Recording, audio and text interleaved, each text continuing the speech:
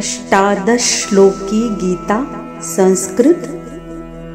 धर्मक्षेत्रे कुरुक्षेत्रे समवेतायुयुत्सवः मामकाः पाण्डवाश्चैव किमकुर्वत सञ्जय। कर्मण्येवाधिकारस्ते मा फलेषु कदाचन मा कर्मफलहेतुर्भूर्मा ते सङ्गोऽस्त्वकर्मणि। कर्मणैव हि संसिद्धिम् आस्थिता जनकादयः लोकसङ्ग्रहमेवापि सम्पश्यन् कर्तुमर्हसि। एवं ज्ञात्वा कृतं कर्म पूर्वैरपि मुमुक्षुभिः कुरु कर्मैव तस्मात् त्वं पूर्वैः पूर्वतरं कृतं। ब्रह्मण्याधाय कर्माणि सङ्गं त्यक्त्वा करोति यः लिप्यते न स पापेन पद्मपत्रमिवाम्भसा।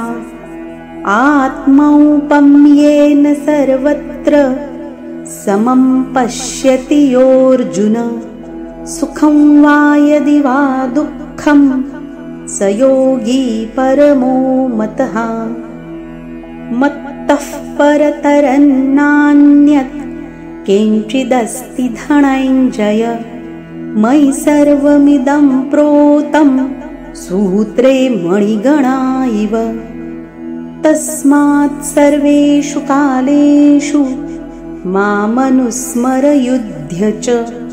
मय्यर्पितमनो बुद्धिर्मामे वैश्यस्य संशयम्। मयाध्यक्षेण प्रकृतिस्तूयते सचराचरम्। हेतुनानेन कौन्तेय जगद्विपरिवर्तते।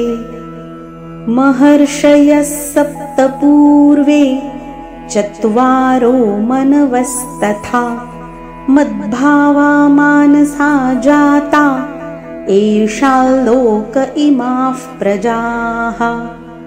दिवि सूर्यसहस्रस्य भवेद्युगपदुत्थिता यदि भाससदृशी सा स्याद् भासस्तस्य महात्मनः।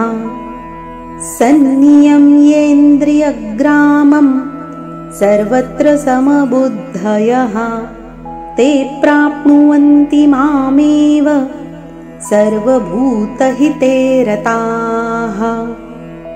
बहिरन्तश्च भूतानाम् अचरैचरमेव च सूक्ष्मत्वात् तद्विज्ञेयन् दूरस्थै चान्तिके च तत्। कर्मणः सुकृतस्याहुः सात्विकं निर्मलं फलं रजसस्तु फलं दुःखम् अज्ञानं तमसः फलम्।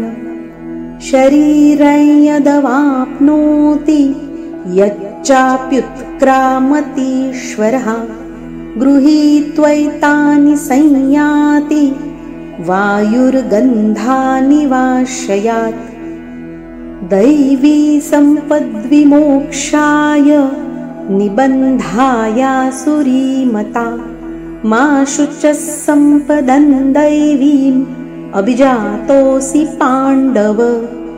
सद्भावे साधुभावे च सदित्येतत् प्रयुज्यते। प्रशस्ते कर्मणि तथा सच्छब्दः पार्थयुज्यते।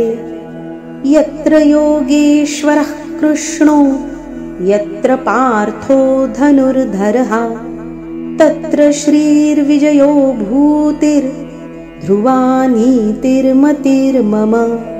ॐ श्रीकृष्णार्पणमस्तु।